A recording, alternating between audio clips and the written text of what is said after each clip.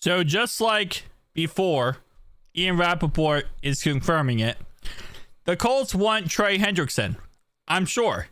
You know, Lou Anarumo goes to the Colts, and of course he wants Trey. You know, like one of our best assets on our defense. He leaves us, and the first guy he wants is Trey Henderickson. He doesn't want Jermaine Pratt, who apparently now might go to the Raiders. We might trade him to the Raiders, by the way. Little side note there. But yeah, he wants Trey Henderickson, which it's not going to happen. It really is not going to happen. We're not going to, first off, trade Trey Henderickson. According to Ian Rapoport here, the Bengals don't want to let him leave the building.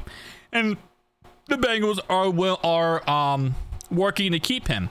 Also, there's a report that we want way too much, and the Colts do not want to give up as much as they want to give. We want over a first-round pick, more than just a first-round pick. Colts are not willing to give it up. So it's not going to happen, right? The Bengals are a team that are not going to budge. If they want a first-round pick for a guy, they're going to get a first-round pick, or the guy's not going to get traded. This happened last year. 2 years ago with Jonah Williams, with that whole situation. I think it was Jacksonville and the Jets wanted Jonah Williams. We wanted a first round pick for Jonah Williams. Obviously, it wasn't worth the first round pick, but that's what we wanted. Team said, no, we'll give you maybe a third round pick for him. We got all the way up to draft night. We were about to get a first round pick. Bengals didn't like the offer that the other team made, the Jacksonville Jaguars, so we didn't trade Jonah Williams. Bengals are very stubborn when it comes to trading. They don't do it often because how they work, they want to always win. They always want to make sure that they look the best when coming out of trades. So, again, we're talking about a first plus probably like a third or a fifth for Trey Henderickson if we did trade him. I think he's priceless personally. I don't think we should get rid of him no matter what, and I think he should stay on this team for the foreseeable future until he retires. I don't want to see him in any other jersey. But the Bengals being very stubborn, I don't think they're going to get this to work out because no team's going to give up what they want.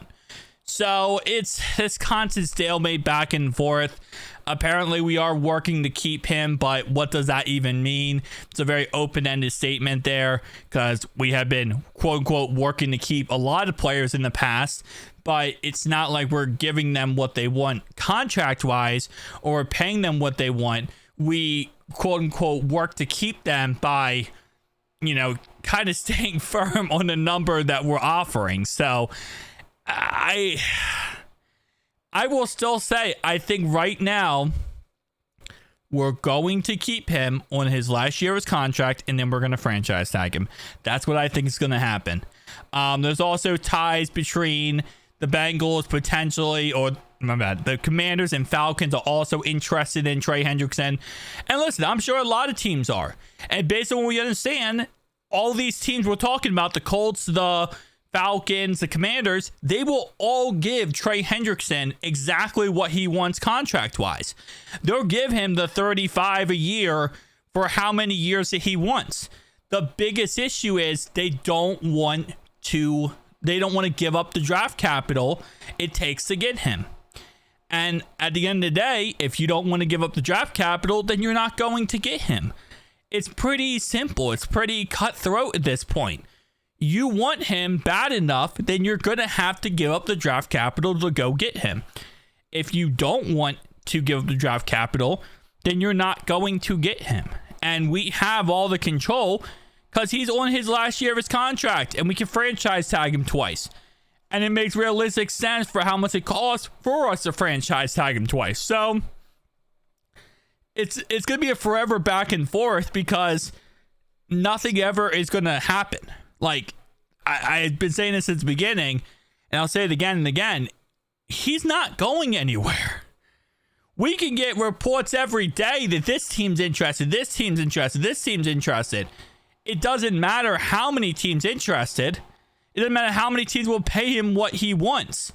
At the end of the day, the Bengals are going to stand firm and say, we want a first or more. And there's no team out there that would trade that for him. They're not going to trade a first-round pick plus more for a 30-year-old defense, an edge rusher, who we talked about many times, only plays 60% of the plays, and not really the greatest in run defense. They're not going to do it. And the Bengals are going to be like, hey, then you're not getting him. And that's kind of how this is going to work. So, I don't know. The situation is so weird, because it's like, again, there's going to be a million reports, but it's just not going to happen. It really isn't. If the Patriots want him, give us the fourth overall pick. And that's pretty much that. But instead, we're going to keep him, which is good because we need him. We have literally no one else on defense. So this is a good thing. We're going to keep him, and we're going to hopefully go win the Super Bowl this year. And this is going to be a big reason, because we actually can get after the quarterback. But yeah, that's just a constant back and forth with Trey Henderickson situation. And I know, like, again, I would love to see the really detailed breakdown of that word working to keep him. I want like a detailed breakdown of that. What have we offered him? Because even that's been conflicted. There's been reports that we offered him $23 million. There's been reports we offered him $32 million. There's been reports we offered him $26 million. It goes back and forth. There's reports that he wants $30+ million, well above $30+ million. There's reports that he wants $30 million. So it's like, again, it's a constant back and forth. But what we know for sure is nothing has gotten done and nothing will get done anytime soon. Because, again, unless he's willing to take less money, he's not going to be a Bengal for the foreseeable future. But we can franchise tag him. 26 next year, 40 the year after that, 60 the year after that. So, back to back to back to back to back. We're in the same situation possible. But, I mean, at the end of the day, Trey said he wanted to stay in Cincinnati. That's another factor. He wants to stay here. Well, guess what? You're going to stay here given the circumstances that we're in. I know some people are going to say it's like holding him hostage, but at the end of the day, it's a business. He's getting paid crazy money to stay here. He agreed to a 2-year contract a year ago. You know, we're just going to continue this motto of you're going to honor your contract. Like, you sign a 2-year deal, you play 2 years. I understand other players are going to get paid more money, and that's always going to happen, but it doesn't mean you don't honor your deal. He's here for 2 years. He's here for 2 years. And then franchise tag him 3 times. But that's beside the point. That's like a complete opposite side of the point there. Who dey, boys? Who dey?